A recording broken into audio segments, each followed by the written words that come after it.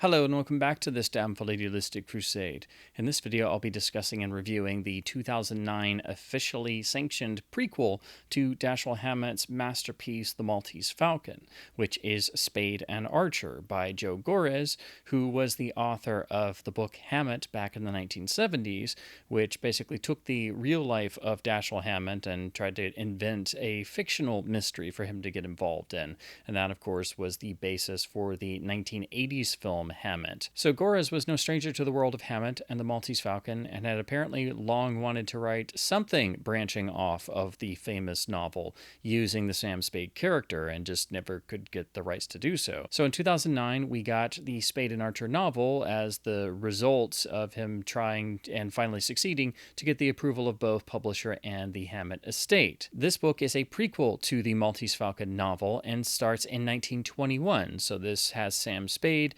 introduces all of the famous characters to set up the world, brings Spade and Archer together, and actually has different sections set in different years, 1921, 1925, and then 1928-29. And then the end of the book actually has the opening events of the original 1930 Hammett novel, with Miss Wonderly being shown into Spade and Archer's office by Effie Perrin.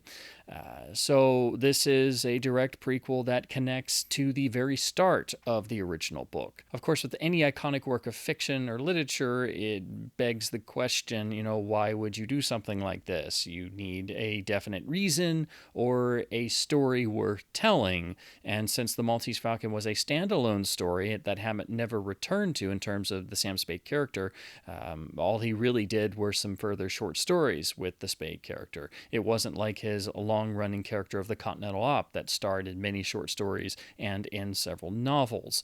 Hammett moved away from the Maltese Falcon and never returned to this particular type of detective fiction, and in fact would not write many more novels before he stopped writing novels altogether. So again, one asks, why was this story written? And the reason seems to be really that the author wanted to return to the world of Sam Spade in terms of that particular style of Hammett's writing. But outside of that, I can't say that there was any other need to do so, because unfortunately this book is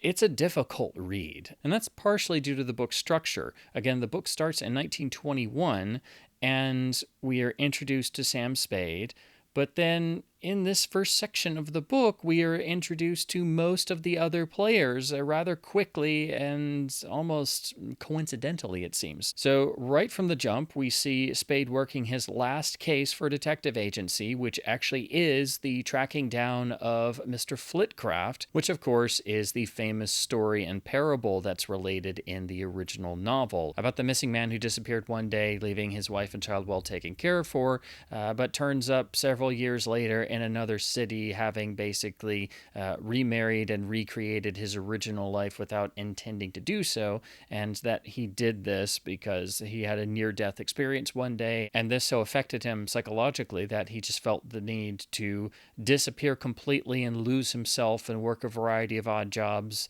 until settling in another city and essentially recreating the life he had had, unfortunately, without thinking of the effects on others. It's one of the most striking moments of Hammett's original book, and that being just tossed in here, unfortunately, is an indicator of what's to come. Immediately after this, the Spade character strikes out on his own and starts a private practice as a solo detective, so we actually have Samuel Spade establishing his office without any mention of Miles Archer, so this has Spade becoming a private detective with his own practice solo at first.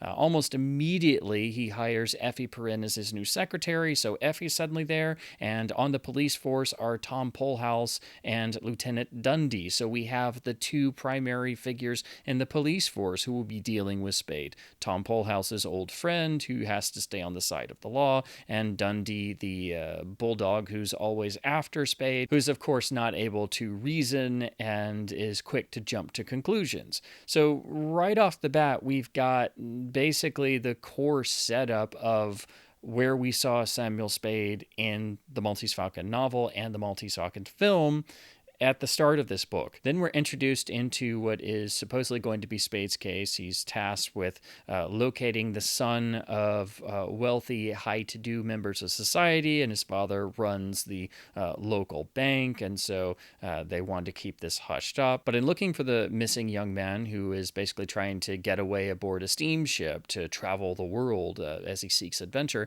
Spade stumbles into what actually is the primary case and what will echo throughout the rest of the book, which is a heist that's taken place on one of the docked ships where a giant treasure of gold has been stolen. Essentially, it was gold that was being used for foreign financing, and so through various means it's somehow been stolen and smuggled off the ship, perhaps with the cooperation of some of the ship's crew and maybe even the captain. This very obviously becomes what is actually the lead case, but it's not very well detailed, and this whole opening section also shows how the book is extremely overwritten. Every detail that could be done in one or two sentences is more like a paragraph, and while Gores has a good handle on the time period and atmosphere of the setting, the reader very quickly gets overwhelmed and bored by the proceedings because it's so overwritten. This book is nearly 400 pages long and easily could have lost 100 pages and been all the better for it. Hammett's original novel is unbelievably precise and is roughly, it's under 250 pages, I believe. It's around the 200 plus page mark. So for a prequel to be 400 pages is overkill. And in this first section, again, the book is so overwritten and details about what's actually going on are so sketchy that you don't even realize that this gold heist actually is the main case and is going to reverberate through the rest of the book. And then when the plot seems to finally maybe sort of be going somewhere, it suddenly wraps up and we're in another section and the book jumps ahead to 1925. And actually, this is the one part of the book that actually works best, and had the whole book been about this 1925 section with the opening being about the gold heist or linking to it in the background, then I think you would have had something. Because in this 1925 section, Spade is firmly established as a private detective. He has a certain reputation.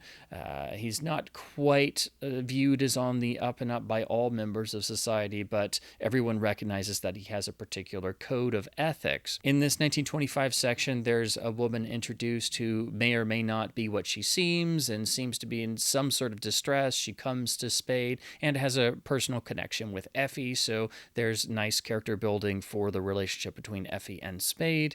And this case is what starts to hint at we're seeing the Spade character grow into the Spade of the Maltese Falcon. This could be said to be an origin story where the character forms his sort of hard veneer or the hard shell that may not have been entirely there at first.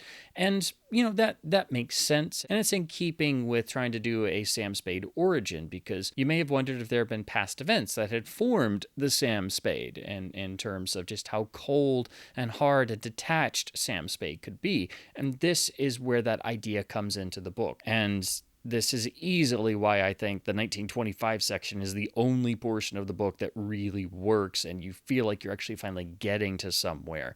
And there's a sense of poignancy, and there's Spade having to deal with his distrust of everyone, and there's plenty of nice character moments, and it feels like it's building to something. And we see how it's starting to link back to the gold heist and events that happened in the first section. And then all of a sudden we get this whole section basically cut off, and then the book jumps to 1928. It has to be stressed that each of the book's sections is more like a novella, and you have to take them together, because if they're read as a standalone, they don't work as a standalone. They are unfulfilling, and the transitions are rather jarring. It's like the section is brought to a rather quick and unsatisfying conclusion with multiple loose ends, and then we have to jump forward several years, get reacquainted and acclimatized to where we are now with this version of Sam Spade, and with the understanding that what we've read in the previous sections are somehow going to link with this section. And then it jumps ahead even further and finally ends up being at the start of the original book. And it's in these later sections that Miles Archer is brought into the story along with his wife Iva. We have the establishment of why Spade actually sleeps with Iva Archer. Also, why Spade actually goes into partnership with Miles Archer and the sort of rough edges of establishing Spade and Archer. Again, I will say Gores does have a good handle on the time period and also linking Miles Archer with the various Union strikes on the docks and being known as a strikebreaker. But again, the problem arises that you really don't know where the book is going with any of this, and it doesn't seem like the book does. It takes some time to get used to this new section of the book after if there was a standout, that second 1925 section. The book meanders like crazy and is, again, overwritten. And so for me, it was a matter of just reading to finish the book. It wasn't that I was even able to fully keep up with what was going on because the plot was not firmly established, and the overwriting and longer page count meant that I couldn't hold my attention, and I had to really struggle to actually try and follow the threads of the mystery.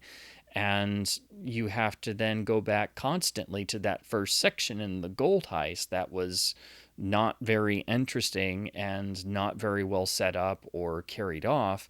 And it starts to emerge through the sections that there's this mysterious individual who must have been the one masterminding the gold heist, who got away with a good portion of the gold, who was responsible for the events in the 1925 section, but under a different name, and is also reappearing here in this case that seems to be a new case at first, but is still somehow the original case from the first section. Ultimately, it emerges that this same character, this mystery villain, keeps re-emerging under different identities, and no one really knows anything about them, and they may have even changed their appearance through plastic surgery, and it reeks more of like a pulp supervillain. Even some elements have some James Bond flair to them. I've even seen some people link certain aspects to the villain in Die Another Day, and they're actually right. It's bizarre. The notion of Sam Spade dealing with a case or cases that help to form him into the Sam Spade of the Maltese Falcon is what you would do in a prequel. I don't think it's anything anybody really asked for of what was the case that made Sam Spade cold and hard? Who was the woman who so deeply hurt Spade that he became the iconic, most direct of all private detectives in fiction? You know, nobody was really asking for that. But if that was the goal of this book, it at least hits at some of that, but again, only in the 1925 section. But the idea of Spade having a case that has these tendrils that last for years, well, that's fine. It could have worked if it had been properly set up and executed. But the notion of Sam Spade having a case that lasts on and off for years and no one else understands how it all connects, and it turns out that it's this sort of reoccurring mystery supervillain who changes his name and his face multiple times, tying back to some stolen gold all the way back in 1921, and then other elements that get introduced in the later sections that seem kind of out of nowhere, including the daughter of a Chinese revolutionary who's also trying to find out her real parentage and seek proper immigration, and somehow this tying into the mystery villain and the gold heist that happened all the way back in 1921, and Spade seeking some form of revenge from what happened in the 1925 section. It becomes a jumbled mess. And the ending in particular does not feel like Hammett, does not feel like Sam Spade, does not feel like the Maltese Falcon. It feels like the ending of some gritty revenge movie, but You also have to keep in mind this is supposed to be set in the late 1920s, and this doesn't really fit. It was actually quite shocking and jarring, the ending that's on this book. Again, with the reveal of this, I mean, basically a supervillain. So, unfortunately, I think this book is a mess. I think it has good elements, and I think it also falls into a particular trap with the Maltese Falcon, in that with the Falcon, you have Hammett's original novel and you have John Huston's masterpiece 1941 film adaptation with the Bogart version of Sam Spade. And while the iconic film is unbelievably faithful to Hammett's book, it also had to make concessions to the production code, and it also makes Sam Spade as a character a bit more mythic. It basically sands off some of the rough edges and some of the darker things that happen in the book. It loses some of the grittiness of the world, and also slightly tweaks some of the characterizations while dropping a few side characters to tighten the narrative. For example, one key distinction that makes the novel much more lived in and human feeling is that Sam Spade actually does sleep with Bridget O'Shaughnessy in the novel.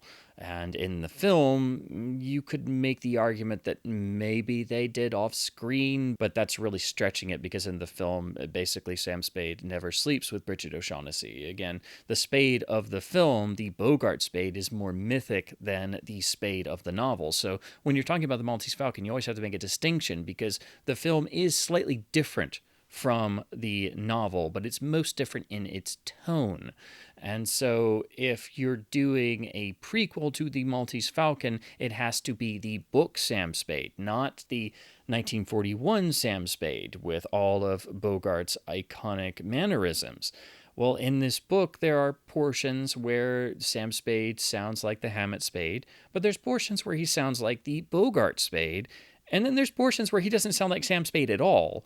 And some of the actions don't feel like Sam Spade. And again, that ending does not feel like Hammett, and it doesn't feel like the 1941 film. It feels like the end of a revenge movie where the private detective and the supervillain have a final one-on-one confrontation at the site of where the buried treasure might be.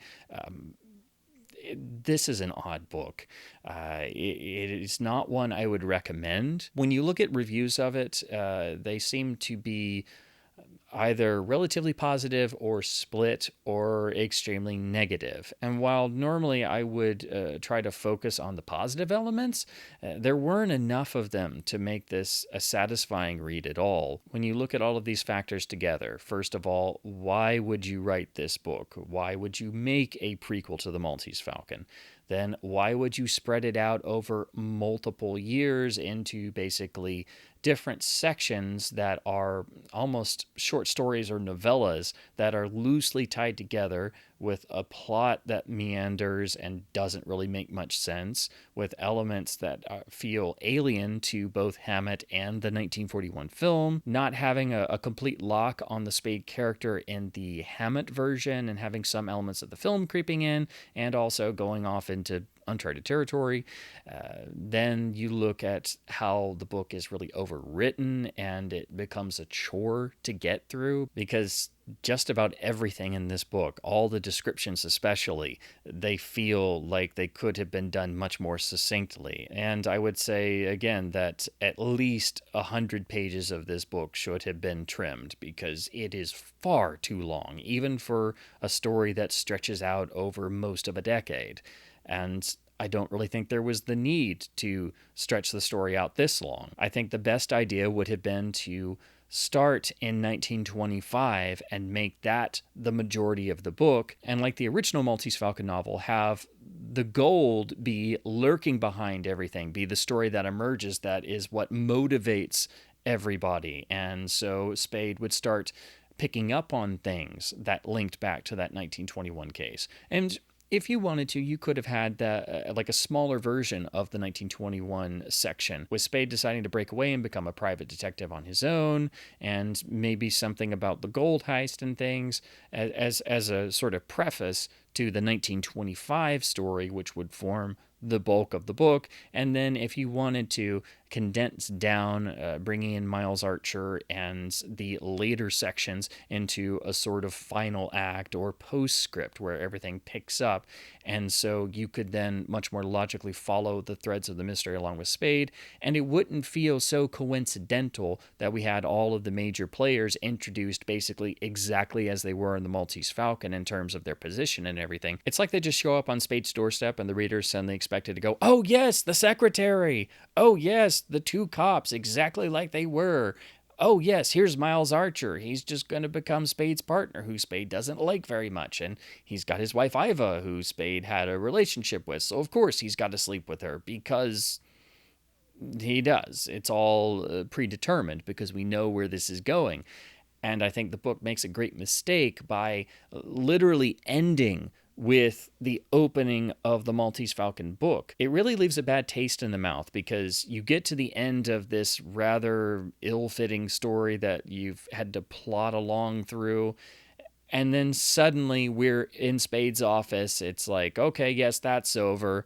Oh, Mrs. Wonderly. Well, shoo her in, Effie darling. And that's really unsettling and a poor way to end this book. And linking directly with Hammett's masterpiece, it's not a good look for this book. It cheapens this book and it cheapens Hammett's masterpiece as well. So I think that was a definite mistake. And it also feels incredibly sudden and doesn't seem like it fits the timeline exactly, because the book basically has gotten us to about 1928, 1929. And of course, the Maltese Falcon was first serialized in Black Mask in 1929 and then was released as a book in 1930.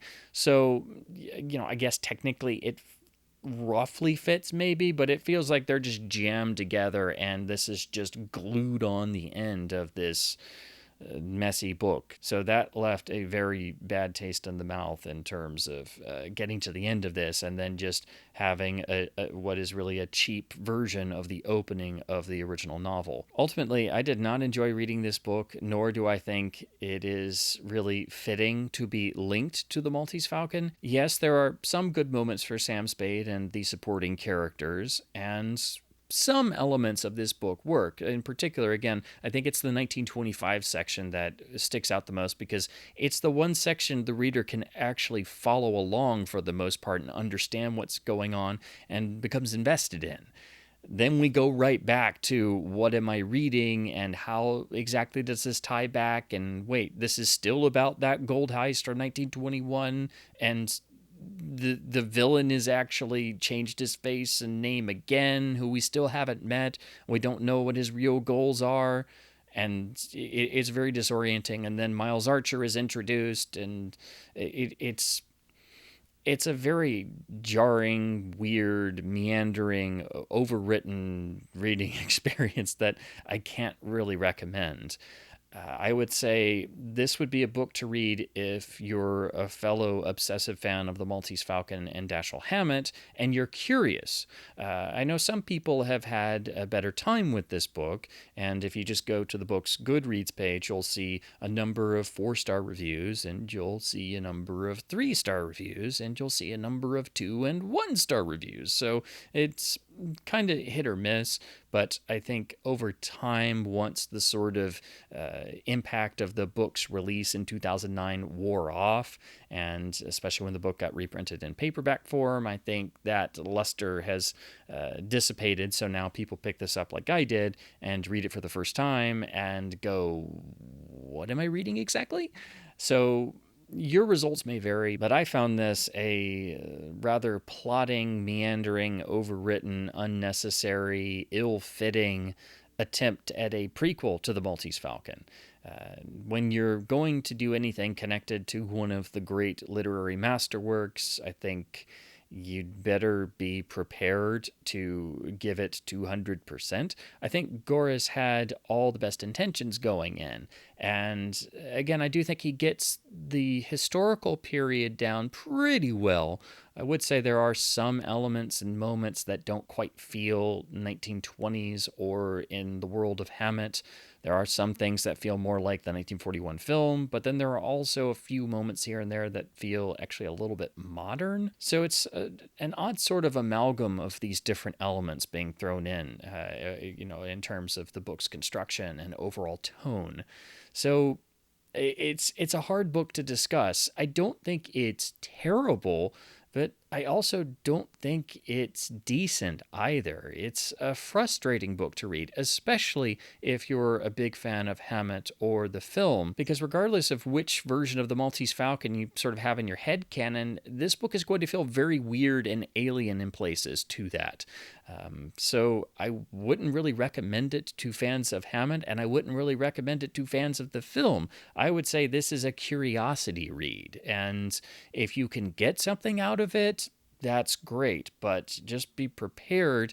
This book is significantly overwritten and doesn't really make a whole lot of sense and is ultimately very frustrating. To briefly talk about the artwork, this is the first edition original hardcover, and they've gone for the sort of effect of trying to mimic the Spade and Archer office sign, or at least the sign painted on the windows and the door. So, for what it is, it's, it's cute, it works. It's a little plain, but at least they have the sort of aesthetic of the light shining and creating a drop shadow behind the letters. So it's like you're actually looking through the window, and there's a slight green background, which I guess maybe suggests light coming through glass. But that's what was done for the original hardcover edition here. There was a later paperback edition, which has artwork that's obviously a bit more pulpy in its flavor in terms of trying to have some more classical hard-boiled or noir elements.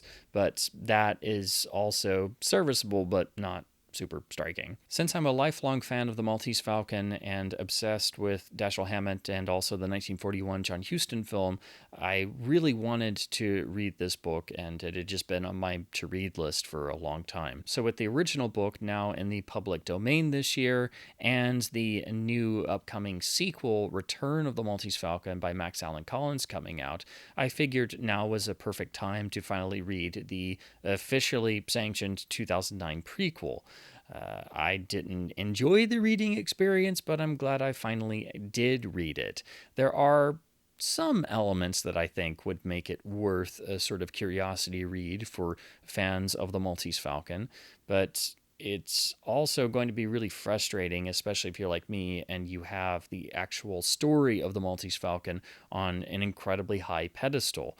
I myself consider the Maltese Falcon is the greatest story ever told in terms of it has everything in terms of drama, action, suspense, romance, and is about so many core tenets of drama and human existence that it is far beyond a mere detective story. It is Dashiell Hammett's masterpiece, and I think there are probably reasons why Hammett didn't return to the Spade character in a second or follow-up novel. Again, all he did with Spade otherwise were a couple of short stories. In any case, if you've read Spade and Archer, I'd love to hear your thoughts in the comments below. Maybe you felt differently than I did about reading this, but it is an interesting, if odd, thing that I think all fans of the Maltese Falcon should try if anything I've described piques your interest. So as always, please do keep supporting your local independent bookstores by hopefully being able to pick up a copy of Spade and Archer and help support them wherever possible. Keep reading the incredible works of the master Dashiell Hammett, who is, without question, one of the most important and foundational writers of the 20th century, who almost single-handedly reinvented detective fiction and mystery fiction for all time. And as Raymond Chandler so eloquently put it, Hammett was the man who gave murder back to the people who committed it for a reason. So keep reading print books, and thank you ever so much for watching.